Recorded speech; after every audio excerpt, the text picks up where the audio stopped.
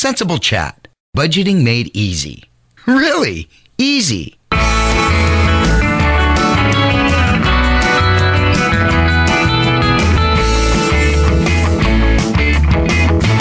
Welcome to Sensible Chat with your host, Sensible Bobby, the show that is all about budgeting, smart spending, and saving. In honor of Financial Literacy Month, Sensible Bobby is going to explain what financial literacy is and how we can grow our skills. We're really excited about our guest professor for Sensible University, Yunhwa McDowell, co-founder of SavingSense.org. She's going to share some tips for saving money on groceries and feeding your family on a budget, plus the best apps for cash back. And be sure to stay tuned after the interview for a special offer. But right now, here's Sensible Bobby. Thanks, Scott. I am so excited that it's Financial Literacy Month. What a great chance to learn more about how to manage your money. Now, while this excites me, I know some people are bored or stressed by the thought of managing their money. So let's talk about what money management actually represents, and maybe it'll spur some interest. The President's Advisory Council on Financial Literacy defines personal financial literacy as the ability to use knowledge and skills to manage financial resources effectively for a lifetime of financial well-being. Now, why is this important? Well, have you ever asked yourself where all your money is going? Have you ever told yourself, when I get a raise, then I can start saving? But be honest, you're making more money today than you did on the first day of your very first job, right? And yet there's still no money to save. Not to mention how many stories we hear about celebrities or lottery winners who get piles of money one day only to go bankrupt quickly after. So it's really not the amount of money, but what you're doing with it. Have you ever been stressed by an emergency that required money you didn't have? Was it a true emergency that couldn't be planned for? I mean, if you're talking car repairs, have you ever had a car that didn't break down or require some kind of repair? And medically, something unexpected is going to arise for us or someone in our family eventually. We just don't know when or what. The point is, a lot of us are stressed by money because we don't know how to use it in order to plan for our best lives. And the reason is, nobody ever taught us. This permeates so many areas of our lives. I mean, think about the literacy part of it. Literacy by itself is defined as the ability to read and write. If nobody ever taught you these skills, you would have a very hard time driving, holding a job, buying groceries. Your life would be extremely limited. And you'd have a sense of fear all the time because you wouldn't know how to handle a lot of things that could come your way. Same with money. For some reason, our society spends all this time teaching us the importance of work, career, moving up the ladder, because you need money to live. But they forget to teach you what to do with the money once you get it. And this leads to a lot of problems, especially if we don't explore for ourselves what to do with it. I'm the type of person that if I'm not interested in something, I just want to know enough to get by. Like Microsoft Word. There are so many shortcuts, so many things that can be done in a snap in that program. But I've been using Microsoft Word since the early 90s, and I still use it in the least effective way. It takes me longer to format a document and doesn't look anywhere near as good as it could if I knew how to use it properly. Sometimes what you don't know can hurt you. If I was responsible for office projects that required advanced use, I'd be in real trouble. Now let's relate this back to money. Before I became financially literate, I didn't understand credit and interest rates. I'm still alive. It didn't kill me, but it did cause me a lot of problems. I paid way more for a lot of things because of interest. And because I couldn't balance a checkbook or pay bills on time, my interest rates were higher than those who knew better.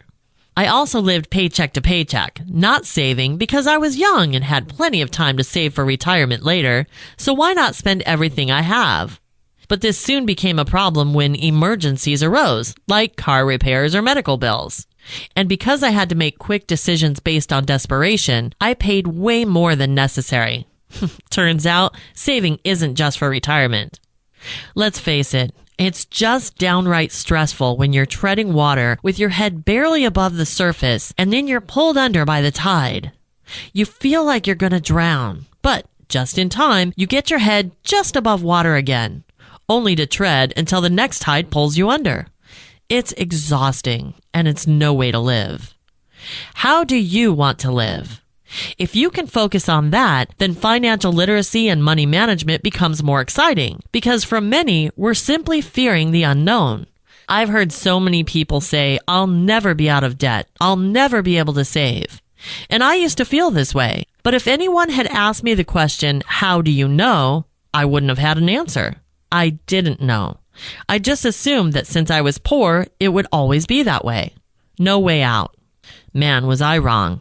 Once I made a plan and began following it, I could see the light at the end of the tunnel, and it was just simple math.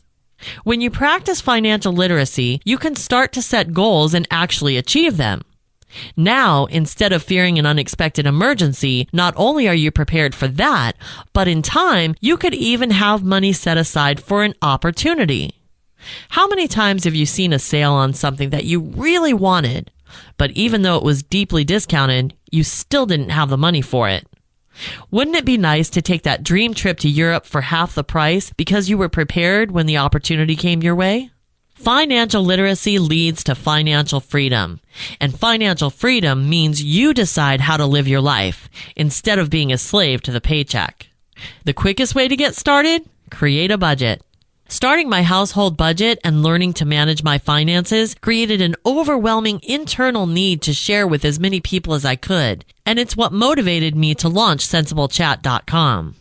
The name Sensible Chat really does say it all. Sense stems from the fact that many of us only have cents to spare after covering our necessities. So it's really just a reminder that this podcast and the website are designed for those who don't have much, because sometimes it feels impossible to find financial help geared towards those in lower income brackets. ABLE is an acronym that stands for Awareness, Budgeting, Leveraging, and Enjoyment. Awareness means changing your mindset and learning new tools that will help you on your journey to financial freedom. Budgeting is taking control of your money instead of letting it control you. Leveraging means using your money to get what you planned for instead of helplessly watching it fly out of your wallet. And E, enjoyment. Because really, that's the end goal here, right? Once you get past the stress and fear, it's enjoyment. This means achieving a worry-free approach to your financial life, enjoying the benefits. Remember, being smart now will pay off later. And I'm here to help. Call me, email me. You can reach me through SensibleChat.com. Okay, class, Sensible University is now in session. Today's guest professor is Yunhwa McDowell, co-founder of SavingSense.org. At Saving Sense, they believe money you save is just as important as money you earn. So, if you don't make a ton of money, you can still have a significant life-changing amount. Saving Sense provides simple tools and resources that will help you start saving money immediately and give you insight on products that save you money and help the environment. Finally, Saving Sense shares tips on saving for all aspects of your life, including weddings, starting a family, and groceries, which is what we're focused on today. Yunhwa McDowell, thanks so much for being our guest professor today. Thank you so much for having me, Bobby. First, tell me about SavingSense.org and why you started it. So we started Saving Sense about a year and a half ago. When I say we, my sister and I started it together. We've always been pretty frugal, and my sister is actually a lot more frugal than I am. And it's just something that we have talked about doing for years. It was kind of a passion project for us. And when we both got the opportunity to actually pursue it, it was really exciting. And so my sister is a stay-at-home mom, and I was in corporate America, and I decided to leave corporate America just to pursue this dream of ours. Wow, kudos to you. That's a huge step, and I'm glad it's working out for you. Yeah, it's been really great. It's a learning experience, to say the least, but even just to help other people, because it's something that we love. I mean, my sister and I talk about couponing. We talk about, anything that we buy that we got a great deal on. It's just something that we nerd out about. Awesome. Well, you're in the right place. I've become quite a nerd myself. I can't wait to hear your ideas. I want to focus on groceries and meal planning today because for so many, that really is the biggest budget buster of all. And you have some great articles about this on your website. So let me ask you, what are some of your favorite ways to save on groceries? So a few of my favorite ways to save on groceries it doesn't even involve the grocery store. It's something that you have to do before you even get to the grocery store. So first, you have to shop your pantry, your freezer, and fridge, because you have a ton of things at home. Even though you feel like you have nothing to eat, you still have a lot of stuff in your pantry and the freezer. So you have to make sure to shop your own groceries first. And then the second, meal planning. That is huge, because if you don't plan out your meals, you cannot make a grocery list. And then that means you'll be at the grocery store just aimlessly grabbing things and thinking, oh, this sounds good. Maybe I'll have this week. And then you never end up eating whatever you bought. And so the third is to make a list and stick to it. So you got your meal plan, and then you've made your list, and then now you're at the grocery store and you have to stick to your list, because if you don't, again, you're going to buy something that you never intended on using in the first place. Yep. Such a huge mistake that we all make, for sure. And a lot of us obviously like to shop the sales. But if you are shopping the sales, sometimes it gets lost on kind of how far you're driving or to different stores or whatever to save a buck. So how do you draw the line between getting the bargain and spending all of your gas and time running around the city? I would say to focus on 2 max 3 stores that you shop at, because you're right. You don't want to chase down every single sale, because your time and your gas, they're worth a certain dollar amount. And if you don't mind spending the time or your gas doing these things, then go for it. But for most people, time is very limited. So again, just shop at 2 or 3 different stores. That way, you're not looking at a ton of different ads, because I do spend a little bit of time every week whenever my grocery store comes out with their ads. And I just try to look at it, see anything that applies to me. And then I say, okay, well, this week at Aldi, I will buy X. I personally do a discounted grocery store like Aldi. And then I shop at a traditional grocery store, because Aldi is great, but it doesn't necessarily have everything that you might need. So that's why I shop at a traditional grocery store. And then I like to throw in one of the warehouse box stores. And that brings up an interesting point, because a lot of people like to buy in bulk. A lot of people think that that's automatically going to save money, but there are times when the bulk deals aren't really going to save you money, especially if you can't use everything before it expires, or if you don't have a lot of storage room in your house. So give us some of the pros and cons of buying in bulk. Yeah, so buying in bulk doesn't necessarily mean it's cheaper, but you can get some great deals if you buy in bulk. So I would say always check the unit price. And once you're shopping and you constantly buy the same things, you'll notice, what are great prices and what not. You also don't want to buy something that is too big for your family. I have a family of 2. And so I know that if we buy something at Costco, if we don't have a plan to use it up, it'll go to waste. So we only try to buy something that we use on a regular basis. So canned tomatoes, for instance, we use that in a recipe every single week, multiple times a week. So it's something that, has a long expiration date and that we do use on a regular basis. Also, don't try to buy anything that you're not familiar with, like a product that you are just wanting to try, because buying in bulk, you are kind of signing up for the long haul for that. And also, if you don't have the space for it, you can still get the great deals by maybe splitting something with a friend. You buy a case of whatever, and then you split it down the middle. And so your friend pays half, and, your family can enjoy the other half. So that's another way to kind of save while you're buying in bulk. That's a great idea. Now, you have an article on this called 5 Ways to Cut Your Grocery Bill in Half. And there's a pro tip in it that says, don't fall for the fake sale.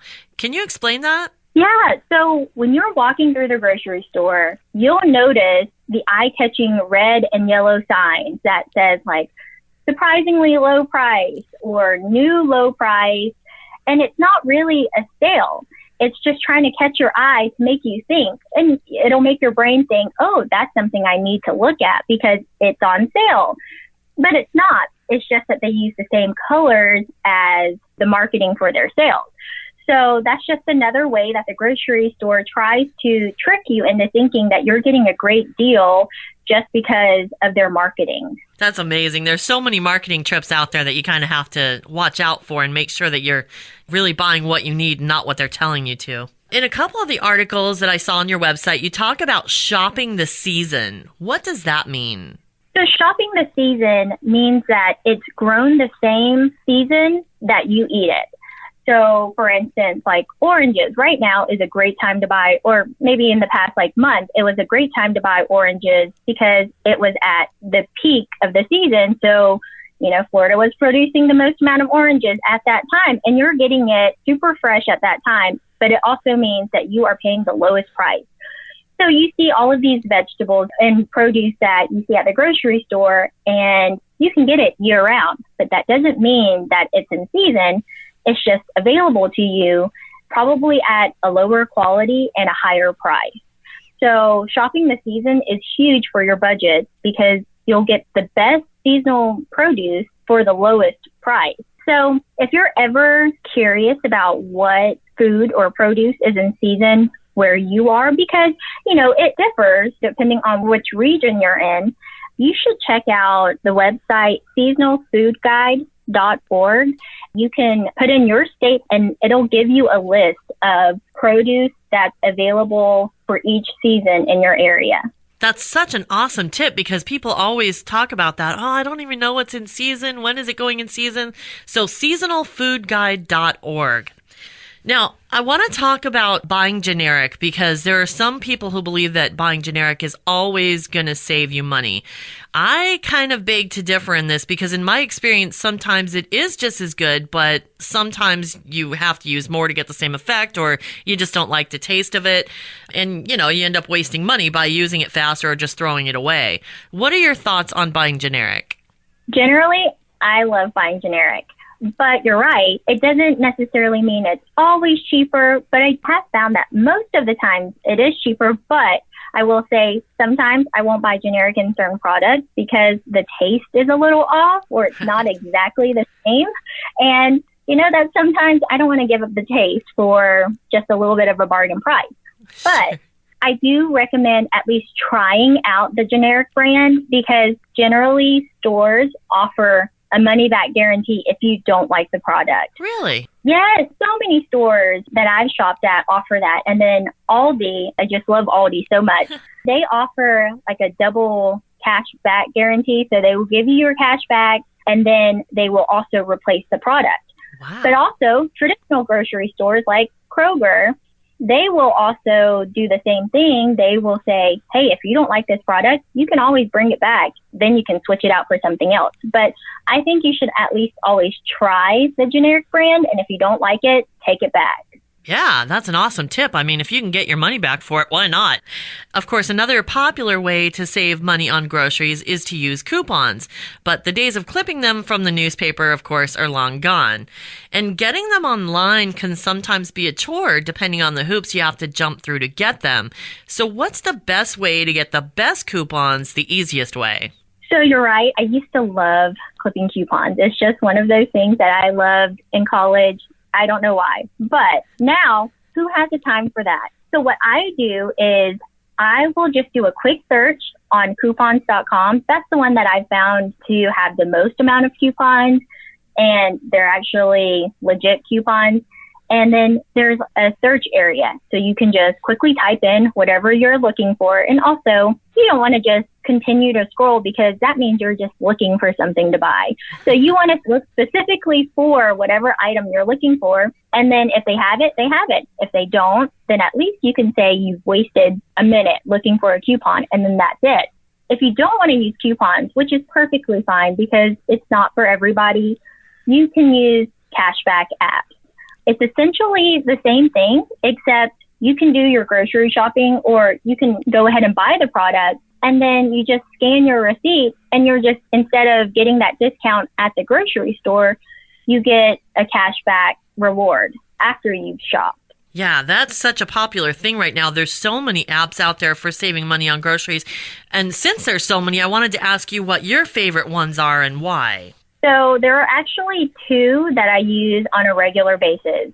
The first one is Fetch.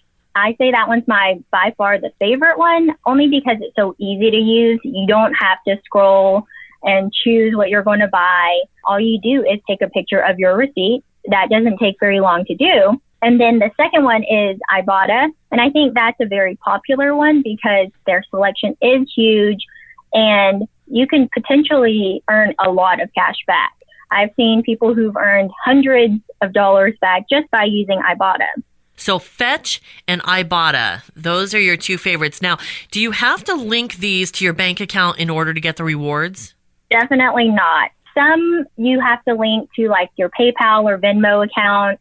And then others, you also have the option to cash out in a gift card, but you never have to link your bank account. And I don't think I would recommend linking your bank account to these either. Now, if you're using more than one app, can you scan your receipts to each one and get rewards from multiple apps? Yes. So that is a great thing about using these apps. If you have the time to spend on just taking pictures of your receipts, I would recommend using a couple of different cashback apps because I have noticed that a couple of the apps may have the same item on there. So you're getting double the cash back on it. And then potentially you can even get something for free or almost free. They are all independent from each other. So you should definitely optimize your cash back. Nice. And there's a lot more apps. You actually go through several of them on one of the articles on your website. So I would definitely recommend that people go there to get more information about the other apps that you recommend as well. Now, it seems that eating healthy always costs more, but a lot of, families are concerned about feeding their family in a healthy way. So are there ways that we can make the trade-off a bit easier on our pocketbooks? Yeah, so actually, I feel like that is a huge misconception that eating healthy equals spending a lot of money. And it could, but I think it's also because you're also not shopping very wisely. You're not shopping seasonally, and you're trying to buy all of these special items that you're only going to use for one recipe because you're trying something new and healthy. So I think if you just try to shop for things that are less processed, and that aren't packaged individually, you can find so much savings. So, the 100-calorie bags of snacks, those things cost so much money.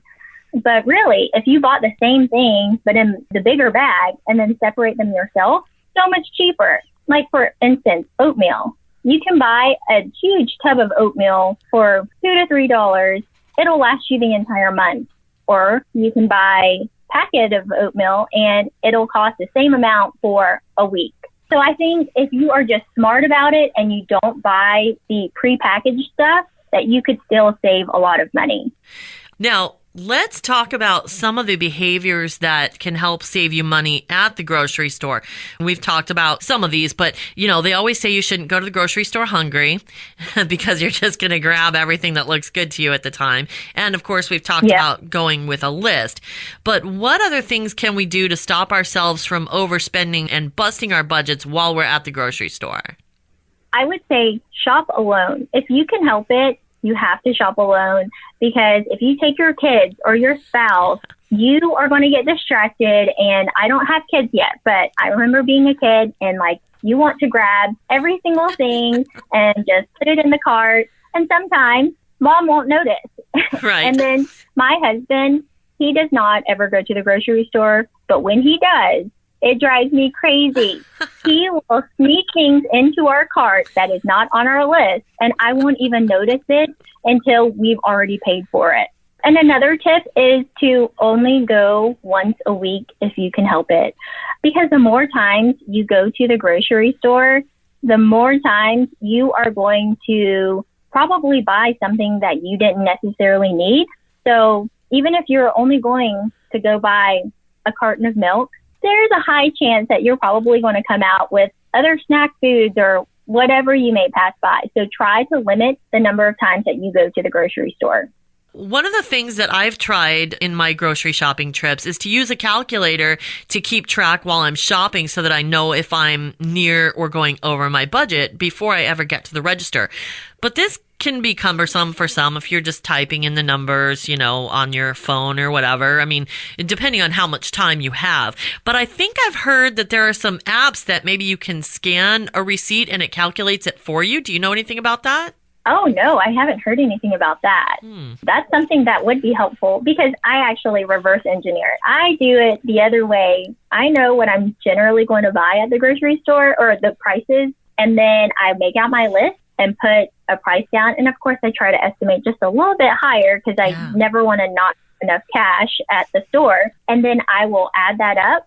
And so I will have about the right amount of money to spend at the grocery store, especially if I'm not buying the little extra things that I shouldn't be getting anyways. Sure. And one thing that just occurred to me the other day, so I just kind of wanted to put that out there, is if you don't know the calculations of what you're going to spend and you're not calculating while you go along, if you absolutely don't want to go over your budget, maybe something to try would be putting the most important things that you have to buy, putting those on the conveyor belt first and putting the least important at the back, and then you can watch as, you know, they're scanned and it tallies up. So if you're getting close to your budget, then you know what you should just kind of push aside. That is a great idea. What I do is the things that I'm not 100% sure on that I should buy, I will put that at the end because by the time it gets up to the front, I can at least talk myself out of buying it. Right. That's another great idea. Absolutely. I love that. One of the things that you talk about in one of your articles is watching the register price and checking your receipt. How often do you find mistakes in that? Oh my goodness, all the time. Actually, the other day I was so upset with myself because I didn't check my receipt until I got home. And I know that I should always check it while I'm at the store because you're not going to go back if you're already at home to get the price adjustment. And I did notice that something was on sale and I bought 2 of them. And I overpaid by a couple of dollars. And I mean, it's just a couple of dollars, but that really adds up if it's happening over and over again. Yeah. And a couple of dollars makes a difference. Everything adds up. So have you found that those mistakes are quite common? Yes, because, you know, the cashier person, they're just scanning and they don't know if something has been updated in the system to the sale price. And so it's up to you because you are the one who's shopping around and you might not know the exact price for every single thing that you are buying. But in my head, when I see something that's on sale, I make a note and think, okay, well, that should ring up as this price. But then when it doesn't, the cashier is not going to notice. So it's really up to you to catch that mistake. A lot of people have talked about growing your own, like growing your own veggies if you have room and a little bit of gardening knowledge. But is it worth it for someone who doesn't maybe have any knowledge or interest in it? Does it take a lot of time to do that as opposed to buying the tomato at the store? As someone who has kind of tried to grow their own, I would say if it's not your forte, you don't have a green thumb, leave it to the people who know how. You know, I have tried to grow my own just herbs and I cannot seem to keep things alive. And so I have wasted more money just trying to grow it than it would be just to buy it at the grocery store. Yeah. Good to know, because I definitely don't have a green thumb either, and I often wonder about that. Am I being lazy? Could I save a ton of money? But yeah, I think I'll just buy the tomato and the green pepper at the store and let them deal with everything else. Well, you've given us so many great tips for grocery shopping and saving money, and I just want to ask you if you have any other tips you'd like to mention. So I would say that if you are spending a ton of money at the grocery store, if all of this information is really overwhelming, just start with one thing at a time. So you can just start by meal planning at first or making a list and just sticking to it. And then if all else fails, try something new. Try a delivery service or one of those pickup services that they bring the groceries out to you. Because I've heard that people who are impulse shoppers and they tend to buy the extra things at the store, that has really helped them stick to their grocery list and stick within their budget. So just try something new, but just try it. Nice. I love that. Yeah, you got to go with what your strengths and weaknesses are. And definitely different things work for different people. That's for sure. Yunhwa, thank you so much for being our guest professor today. I really appreciate your time. Thank you so much for having me, Bobby. Our guest professor today has been Yunhwa McDowell, co-founder of Saving Sense. You'll find great articles to save on groceries and so much more at savingsense.org. I can feel my grocery bill shrinking already. Such great tips. I'd love to hear from you guys and find out how they're working for you. Also, check out Yunhwa's new budget binder on the shop page of savingsense.org. The Budget Binder is designed to give you the tools to plan and track all of your finances while keeping things simple and manageable. And right now, Sensible Chat listeners can save 50% by using the code SENSIBLE10. Make sure you spell that right. CENTSABLE10 and get the binder for only $10. This offer is good until June 30th. And for a limited time, she's also giving away goal worksheets with the purchase of a binder. So jump on it now. Go to savingsense.org, click on shop, and use the promo code SENSIBLE10. Be sure to join us for the next episode of Sensible Chat when my guest will be Tony Bradshaw, author of The Millionaire Choice. He'll talk about not only how to become a millionaire, but he'll take an altruistic look at the responsibilities of being one blessed with wealth. Tony believes that with the right knowledge, resources, and choices, almost anyone in America can become a millionaire, regardless of income, ethnicity, or financial situation. You can learn more about Tony at themillionairechoice.com. I can't wait to chat with him, and I hope you'll join us on Monday, May 13th. Until then, keep spending and saving the sensible way. That wraps up another episode of Sensible Chat with your host, Sensible Bobby. If you need help with your budget or want to share your thoughts, write to her at sensiblechat@gmail.com. Or you can leave her a voicemail on the contacts page at sensiblechat.com. And be sure to subscribe to the podcast on iTunes or find us on Google Play or Spotify.